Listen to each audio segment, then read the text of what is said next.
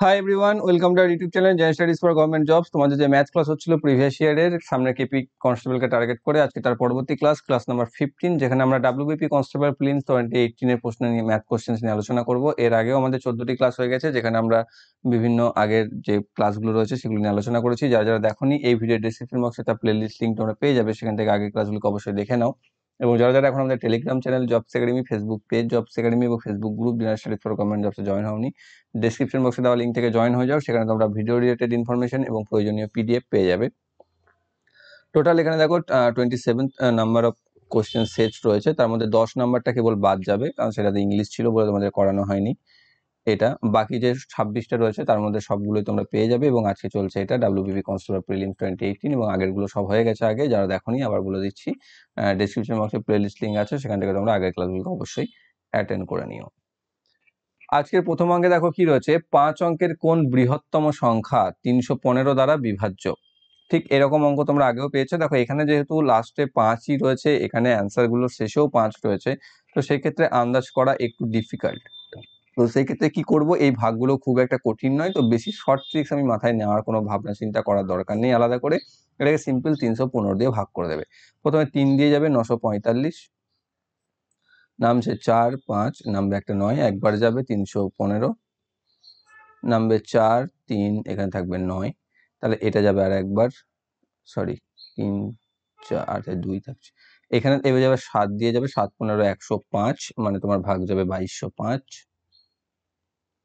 তাহলে থাকছে এখানে 4, এখানেও থাকছে 4, 144 ভাগশেষ থাকছে। এবার যে 5 অঙ্কের বৃহত্তম সংখ্যা, সেই 5 অঙ্কের বৃহত্তম সংখ্যা থেকে 144 বাদ দিয়ে দেবে। 144 যদি আমি বাদ দিই, তাহলে যে সংখ্যাটা পাবো সেটা হচ্ছে 5 5 8 9 9, অর্থাৎ 99,855। সেটা হয়ে যাচ্ছে আমাদের অ্যান্সার। অপশন নাম্বার বি তে রয়েছে সঠিক উত্তর।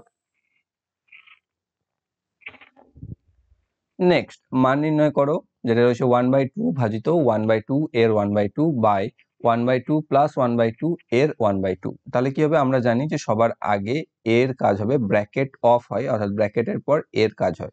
তাহলে ব্র্যাকেট তো নেই এখানে, সো এর কাজ হবে। তো এখানে এর যদি করি, এর কথার অর্থ হচ্ছে গুণই হয় অ্যাকচুয়ালি।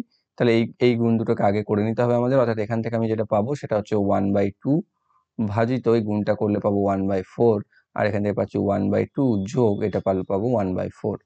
এবার এখানে 1/2 ভাজিত 1/4 আছে, মানে 1/2 গুণিত 4/1 হয়ে যাবে বা 4 হয়ে যাবে। নিচেতে যোগ করলে 4 আর 2 লসাগু 4 থাকছে 2, এখানে থাকছে 2 প্লাস 1, মানে এখান থেকে থাকছে 4 এটা কেটে যাবে 2 হয়ে যাচ্ছে, মানে পড়ে থাকছে 2, আর নিচেতে পড়ে থাকছে 3/4, বা হয়ে যাচ্ছে 2 গুণিত 4/3, মানে হচ্ছে 8/3, যেটাকে পূর্ণ করলে 2 পূর্ণ 2/3। অপশন নাম্বার সি তে রয়েছে সঠিক উত্তর। নেক্সট, একটি ঘড়ির ঘন্টার কাঁটা ও মিনিটের কাঁটার গতিবেগের অনুপাত কত।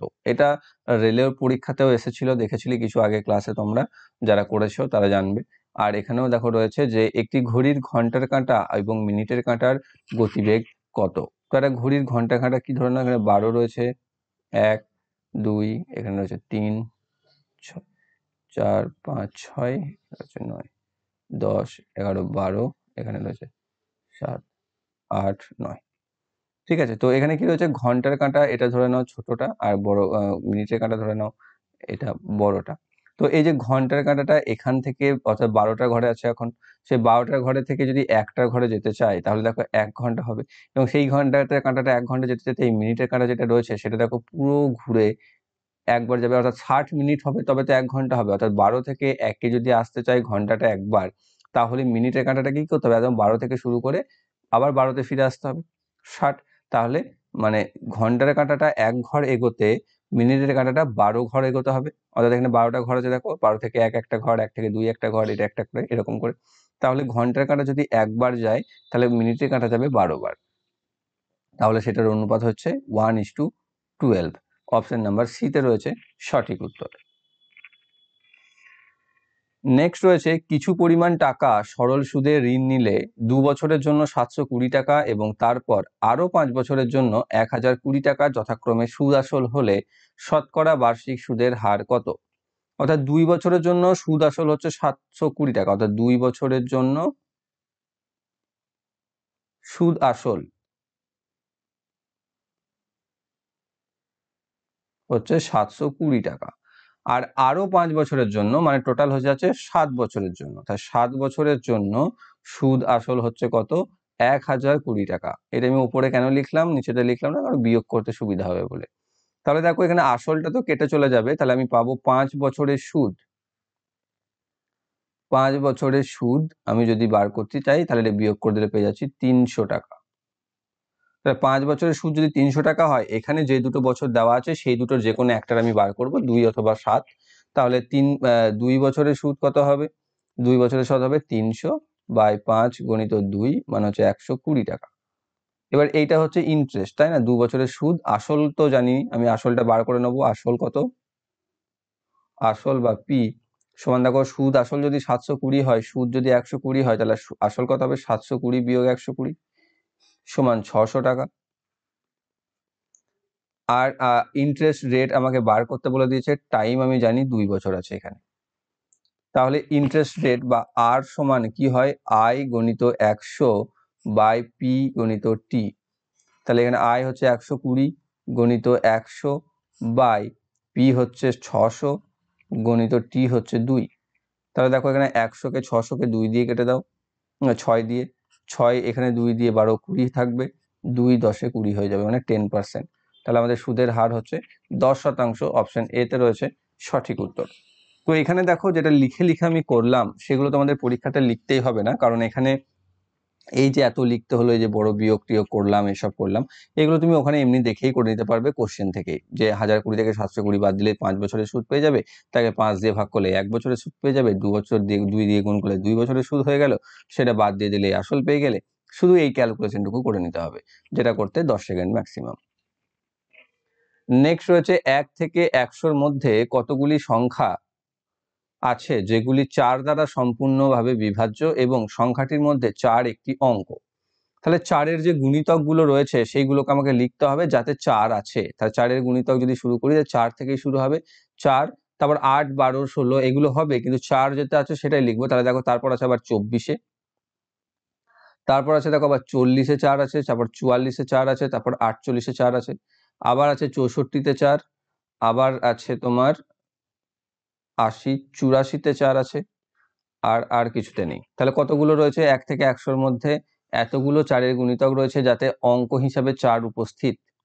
আরো গুণিতক আছে কিন্তু সেগুলোতে 4 সংখ্যাটি নেই, সেটা আছে যেগুলোতে, সেগুলো হচ্ছে 4 24 40 44 48 64 এবং 84। তাহলে টোটাল কতগুলি হচ্ছে, টোটাল হচ্ছে দেখো 7টি। সেটা হয়ে যাবে সঠিক উত্তর, অপশন নাম্বার ডি তে রয়েছে। পরবর্তী রয়েছে দুটি সংখ্যার অনুপাত 2:3।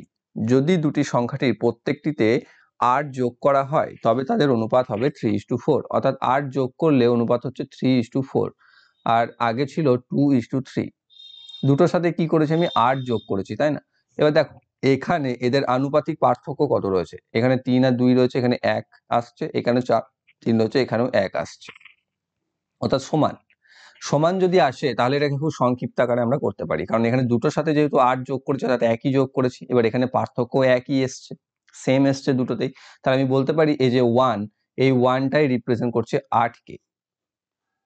ঠিক আছে, কারণ 8 যোগ করা হয়েছে, দেখো তাহলে 2 এর সাথে 1 যোগ করে 3 হয়েছে, 3 এর সাথেও 1 যোগ করে 4 হয়েছে, এখানে বলেছে সংখ্যার সাথে 8 যোগ করে, এই দুটোর সাথে 8 যোগ করা হয়েছে। তাহলে আমি বুঝতে পারছি যে 1 রিপ্রেজেন্ট করছে 8কে। তাহলে সংখ্যাটি কত, সংখ্যাটি হচ্ছে 2 আর 3। তাহলে 2 কত হবে, 2 হবে 2 8 16, আর 3 হবে 3 8 24। তাহলে সংখ্যা দুটি হচ্ছে 16 আর 24। অপশন সি তে রয়েছে সঠিক উত্তর। নেক্সট, 28টি জিনিস বিক্রয় করে একজন ব্যক্তি 4টি জিনিসের বিক্রয় মূল্যের সমান লাভ করে, শতকরা লাভের হার কত?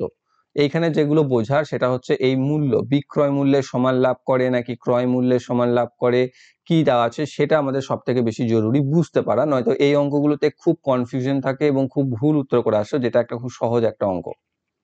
ঠিক, তো এখানে ধরে নাও প্রত্যেকটি জিনিসের বিক্রয় মূল্য হচ্ছে 1 টাকা।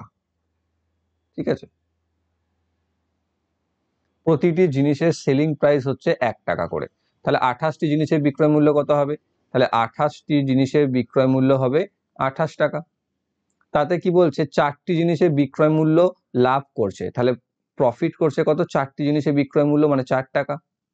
তাহলে 28 টাকায় বিক্রি করে যদি সে 4 টাকা লাভ করে তাহলে তার কস্ট প্রাইস বা ক্রয় মূল্য কত হবে বিয়োগ, তার মানে হচ্ছে 24 টাকা। তাহলে ক্রয় মূল্য হচ্ছে 24 টাকা, প্রফিট হচ্ছে 4 টাকা, তাহলে পার্সেন্টেজ অফ প্রফিট বা পার্সেন্টেজ অফ লাভ কত হবে, পি বাই সিপি ইন্টু 100 আমরা জানি। তাহলে হচ্ছে 4/24 গণিত 100, 4 দিয়ে 6 মানে হচ্ছে 100/6, তাহলে 16.23%। অপশন নাম্বার এ তে রয়েছে সঠিক উত্তর। এইগুলোতে এমন যে দেখে তোমাদের বুঝতে পেরে যাবে যেটা কত অ্যান্সার হয়ে যাচ্ছে, এবং এগুলোকে খুব বেশি করতে হয় না, কারণ এগুলো আমরা খুব বেশি করে প্র্যাকটিস করি এবং প্রায় পরীক্ষায় এই ধরনের একটা অঙ্ক থেকে থাকে। আগের ক্লাসে একটা ছিল মনে হয়, দেখবে সে 36টি লেবু বিক্রি করে 4টি লেবু লাভ করে বা লোকসান করে, এরকম কিছু ছিল। নেক্সট রয়েছে 2টি লোক ও 7টি বালক একটি কাজ 4 দিনে সম্পন্ন করে, 4টি লোক ও 4টি বালক ওই কাজ 3 দিনে সম্পন্ন করে, একটি লোক ওই কাজ কত দিনে সম্পন্ন করবে। তাহলে লোককে আমি ম্যান আর বালককে আমি বয় ধরে নিলাম। তাহলে 2 জন ম্যান মানে 2m প্লাস 7 জন বালক মানে 7b, এরা 4 দিনে যে কাজটা করছে সেই কাজটাই এখানে 4 জন লোক মানে 4m প্লাস 4 জন বালক মানে 4b, এরা 3 জনে করে দিচ্ছে, মানে কাজটা তো একই, মানে এই দুটো হচ্ছে সমান। তাহলে এখান থেকে পাচ্ছি 8m প্লাস 28b সমান, এখান থেকে পাচ্ছি 12m প্লাস 12b। এবার এই দিক থেকে আমি পাচ্ছি বিয়োগ করলে 4m সমান এদিক থেকে পাচ্ছি 16b বা 1m ইকুয়াল টু 4b। তাহলে আমি বুঝতে পারছি কি যে একজন লোক 4 জন বালকের সমান। তাহলে দেখো 4 জন লোক, এখানে লোকের বার করতে হবে না, তাহলে আমাকে দুটোকে লোকে কনভার্ট করে নিতে হবে। তাহলে এই যে 4টি বালক রয়েছে, এই 4টি বালকে আমি 4টি বালকের জায়গায় একজন লোক বলে দিতে পারি, কারণ সেটাই আমি বার করলাম এখান থেকে। তাহলে এখানে বলছে 4টি লোক আর 4 জন বালক কাজটাকে 3 দিনে করছিল, তাহলে 4 জন বালকের জায়গায় যদি আমি একজন লোক বসিয়ে দিই তাহলে 4 প্লাস 1 মানে হয়ে যাচ্ছে 5 জন লোক কাজটিকে 3 দিনে করছে। তাহলে আমাকে বার করতে হবে একজন লোক কত দিনে করছে, একজন লোক কত দিনে করছে। তাহলে একজন লোকের অবশ্যই সময় বেশি লাগবে, মানে 5/1 গুণিত 3 মানে হচ্ছে 15 দিন। তাহলে একজন লোকের কাজটি করতে 15 দিন সময় লাগবে। অপশন নাম্বার সি তে রয়েছে সঠিক উত্তর। নেক্সট, 20% হারে চিনির মূল্য হ্রাস করলে একজন ক্রেতা 160 টাকায় 2.5 কেজি বেশি চিনি ক্রয় করতে পারেন। প্রতি কেজি চিনির আসল ক্রয় মূল্য কত? দেখো এই আজকের এই পাটিগণিতের বেশ কিছু অঙ্ক রয়েছে, এগুলো কিন্তু খুব ইম্পর্টেন্ট এবং পরীক্ষায় বিভিন্নভাবে এসে থাকে, একটু মাথা খাটাবে, একটু মাথা বুঝে নাও। অঙ্কগুলো যদি বুঝতে না পারো বই দেখে তুমি অনেক সময় ক্লিয়ার করতেও নাও পারো, ঠিক আছে? অর্থাৎ বইয়ে দেখবে করে দেওয়া থাকবে অঙ্কটা, কিন্তু কিভাবে কি করা হলো সেটা তুমি যদি না বুঝতে পারো খুব সমস্যা। তো এখানে দেখো ভালো করে একটু শুনে নাও, যেটা কি রয়েছে 9 নাম্বারটা, যে ধরে নাও যে বর্তমান মূল্য ছিল 100%, ঠিক? বর্তমান মূল্য যেটা আমি বলেছে চিনির মূল্য ছিল, অর্থাৎ আসল ছিল, যেটা আসল 100% ছিল, সেটা হ্রাস করেছে 20%। তাহলে 20% যদি হ্রাস করা হয় তাহলে সেটা হয়ে গেল কত, 80%, তাই না? তাহলে 80% যদি হয়ে যায় তাহলে কমার পর তার মূল্য হলো 80%। তাহলে এখন দেখো, অর্থাৎ 100%-এ যদি আমি 100%ই আমি জিনিস পেতাম, তাহলে এখন 80%-এই সেই 100% জিনিসটা পাচ্ছি, তাই তো? তার মানে কি হচ্ছে যে এই 80% যে ভ্যালুটা হলো সেটাই আগে 100%-এ যা পেতাম তার সমান, অর্থাৎ 80% সমানই হচ্ছে 100%, কারণ দাম কমে গেছে তো না, কিন্তু জিনিস তো আমি একই পাচ্ছি। তাহলে 80 যদি 100 হয় তাহলে এখানে 160 তো সেটাই হয়েছে, তাহলে সেইটা যদি 160 হয় তাহলে এটা কত হবে? দেখো এখান থেকে আমি সিম্পলি ডবল করে 200 পেয়ে যাচ্ছি, অর্থাৎ 160 টাকাতেই তুমি 200 টাকার সমান, আগে যেটা তুমি 200 টাকায় পেতে এখন সেটা 160 টাকায় পাবে, দাম যেহেতু 20% কমে গেছে তাই। তাহলে যে টাকাটাতে বা যে জিনিসটাতে তুমি 200 টাকায় পেতে সেটাই তুমি 160 টাকায় পাবে, মানে কি পাচ্ছ, কত টাকা বেশি পাচ্ছ, 200 টাকা থেকে 160 টাকা বাদ দিয়ে দাও, মানে 40 টাকার জিনিস তুমি বেশি পাচ্ছ। এবার এখানে কি বেশি পেয়েছো, এখানে 2.5 কেজি চিনি বেশি পেয়েছো, মানে এই সেই 2.5 কেজি চিনিটার দাম এই 40 টাকা।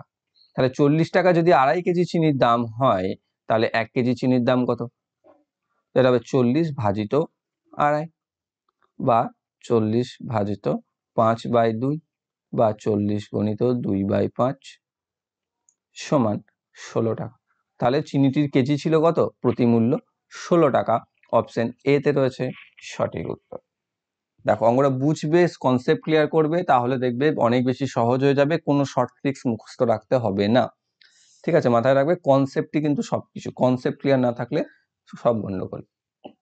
আর এখন তোমরা দেখেছি আমি লক্ষ্য করে যে কনসেপ্টের পিছনে অতটা যাওই না, সবসময় শর্ট ট্রিক্স কিভাবে সংক্ষেপে করব, কিভাবে টাইম বাঁচাবো। আরে ভাই, টাইম তখনই বাঁচাতে পারবে যখন তোমার কনসেপ্ট ক্লিয়ার থাকবে, নয়তো তুমি 10টা অঙ্কের জায়গায় 2টো শর্ট ট্রিক্স করে মনে রাখতে পারবে, বাকি 8টা পারবে না। নেক্সট হচ্ছে সকাল 10টার সময় আর এবং এস যথাক্রমে 3 কিলোমিটার প্রতি ঘন্টা এবং 4 কিলোমিটার প্রতি ঘন্টা বেগে পরস্পরের দিকে যাত্রা শুরু করে। যাত্রা শুরুর সময় যদি তাদের মধ্যেকার দূরত্ব 17.5 কিলোমিটার হয়, তবে তারা কোন সময় পরস্পরের সাথে মিলিত হবে। দেখো, যদি তাদের মাঝখানে পি এখানে রয়েছে, এস এখানে রয়েছে, সরি আর এখানে আছে, এস এখানে আছে, এদের মাঝে দূরত্ব বলে দিয়েছে 17.5 কিমি। মানে এদেরকে অ্যাকচুয়ালি অতিক্রম করতে হবে 17.5 কিলোমিটার। যদি দেখা করতে হয়, এখানে ধরো তারা মিট করবে, তাহলে একে যেতে হবে যতটা পথ, একে আসতে হবে তার এতটা পথ, মানে আলটিমেটলি 17.5 কিলোমিটার তাদেরকে আসতে হবে। কিন্তু যেহেতু তারা একে অপরের দিকে আসছে, তাদের গতিবেগ কি হবে? আপেক্ষিক গতিবেগ হয়ে যাবে। তাহলে আপেক্ষিক গতিবেগ তাদের কত হবে? যেটা হবে তাদের গতিবেগের যোগফল, যেটা একজনের গতিবেগ হচ্ছে 3 কিলোমিটার প্রতি ঘন্টা আর একজনের গতিবেগ হচ্ছে 4 কিলোমিটার প্রতি ঘন্টা, মানে আলটিমেটলি তাদের গতি হয়ে যাবে 7 কিলোমিটার প্রতি ঘন্টা। তাদের যদি গতিবেগ, আপেক্ষিক গতিবেগ 7 কিলোমিটার হয়ে যায় এবং তাদের অতিক্রান্ত দূরত্ব 17.5 হয়, তাহলে 17.5 কিলোমিটার যেতে সময় কত লাগবে? 1 ঘন্টা যায় 7 কিলোমিটার, তাহলে 17.5 যেতে সময় লাগবে 17.5 বাই 7, 7 2 14 আর 3.5, মানে হচ্ছে 2.5 ঘন্টা। তাই 2.5 ঘন্টা পর তাদের দেখা হবে বা মিলিত হবে। তাহলে কটার সময় এখানে বেরিয়েছে? এখানে বলেছে সকাল 10টার সময় সে বেরিয়েছিল, তারা যাত্রা শুরু করেছিল। তাহলে তার 2.5 ঘন্টা পর, তার সকাল 10টার 2.5 ঘন্টা, মানে হচ্ছে দুপুর 12টা 30। অপশন নাম্বার বি তে রয়েছে সঠিক উত্তর, 10টা বেজে 30 PM। নেক্সট, একটি চৌবাচ্চা 5 ঘন্টায় পূর্ণ হয়, কিন্তু চৌবাচ্চাটিতে একটি ছিদ্র থাকার জন্য সেটি পূর্ণ হতে 6 ঘন্টা সময় লাগে। ওই ছিদ্র দ্বারা পরিপূর্ণ চৌবাচ্চাটি কতক্ষণে খালি হবে? এগুলো তাই, কনসেপ্ট ক্লিয়ার লাগবে। 1 সেকেন্ড, মানে 1 সেকেন্ডে তো হবে না, 1 মিনিটের লাগবে না সময়, এটুকু বলতে পারি। যে কি বলছে দেখো, একটি চৌবাচ্চা 5 ঘন্টায় পূর্ণ হয়, ঠিক, কিন্তু 6 ঘন্টা সময় লাগছে এখন। কেন? কারণ একটা ছিদ্র আছে বলে।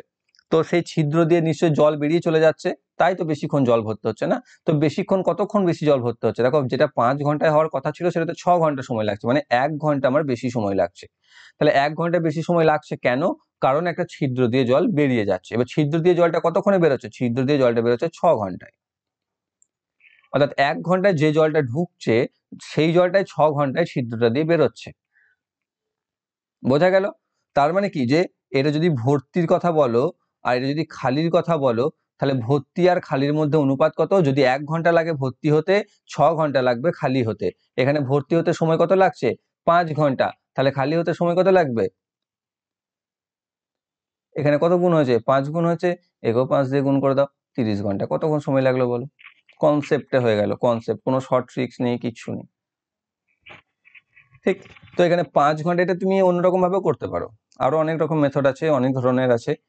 খাতাতেও যতদূর সম্ভব আমি আলাদা মেথডে করেছিলাম, তখন এটা আমার মাথায় আসেনি। তো করতে গেলে তুমি যখন একটা একটা করে করতে যাবে, তখন অটোমেটিক্যালি আলাদা আলাদা নিয়ম চলে আসবে। এটা সিরিয়াসলি এখনই আমি বুঝতে পারলাম যে এটাতে এভাবেও করা যেতে পারে, যাতে আরো সংক্ষিপ্ত হয়ে যাবে। কিন্তু আমি খাতাতে তোমাদের করানোর জন্য প্রথমে যেটা করি আমি, যেহেতু টাইপিং করানো হচ্ছে, তো তোমরা পেয়ে যেতে পারো সলভ পেপারও প্রিভিয়াস ইয়ারের, খুব শীঘ্রই, হয়তো এটা শেষ হলেই, সিরিজটা শেষ হলেই। তো সেই জন্য আমাকে পরিষ্কার করে খাতাতে টাইপ মানে লিখতে হচ্ছে অঙ্কগুলোকে। তো সেখানে যেটা করেছি সেখানে কিন্তু আমি এটা করিনি। তো এখানে করার সময় আবার এটা মাথায় এলো, তো আমি এটাই বলে দিলাম। তো এটাতে দেখো তোমরা বুঝতে পারবে যে এটা আরো সঠিক।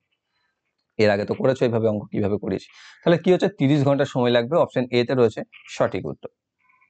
নেক্সট রয়েছে, একটি লোক কোনো নদী সোজাসুজি অতিক্রম করতে চান, স্থির জলে নদীটি অতিক্রম করতে 4 মিনিট সময় নেন। এখানে একটা জিনিস মাথায় রেখো, ভুল করে ফেলো যেটা, এই কথাটা ভুলে যায় মাঝে মাঝে সবাই, এটাকে অনুকূলে করে নিই আমরা।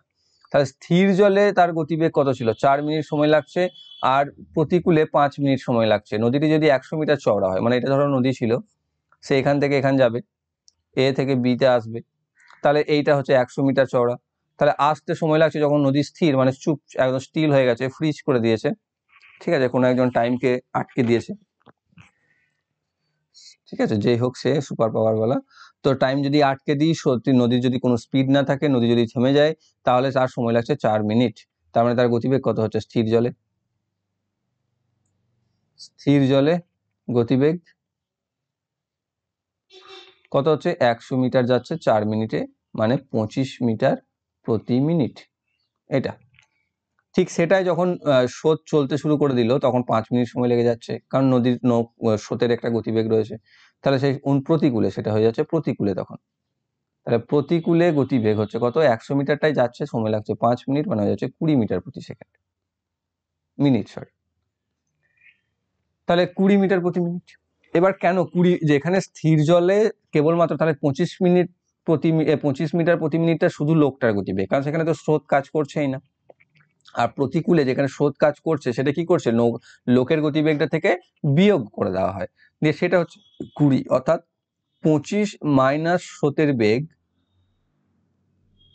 সমান হচ্ছে 20 মিটার প্রতি মিনিট। তাহলে স্রোতের বেগ কত? সিম্পল 25 থেকে 20টা বিয়োগ করে দিতে হবে, মানে 5 মিটার প্রতি মিনিট। তাহলে 5 মিটার প্রতি মিনিট যদি স্রোতের বেগ হয় বা স্ট্রিমের বেগ হয়, তাহলে এখানে দেখো সেটা তো অপশনে নেই, এখানে সব অপশন ঘন্টাতে আছে। তাহলে এই মিনিটকে ঘন্টা করতে গেলে কি করতে হবে? 60 দিয়ে গুণ করে দিতে হবে।